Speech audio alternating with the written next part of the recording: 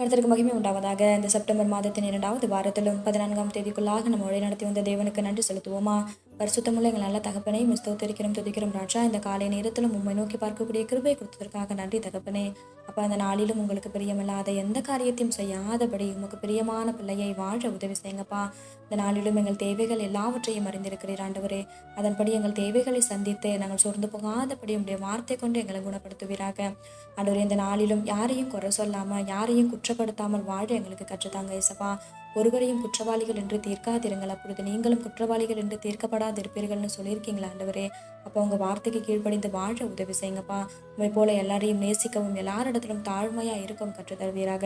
இந்த நாள் முழுவதும் உங்களுடைய வார்த்தைக்கு நேராக எங்களை வழிநடத்தும். இந்த காலை நேரத்தில் செபிக்கிற ஒவ்வொருவரையும் ஆசீர்வதிங்கப்பா. அவர்கள் குடும்பங்களையும் உடைய சட்டைகளால் மூடி மறைத்து பாதுகாத்துக்கொள்ளும்.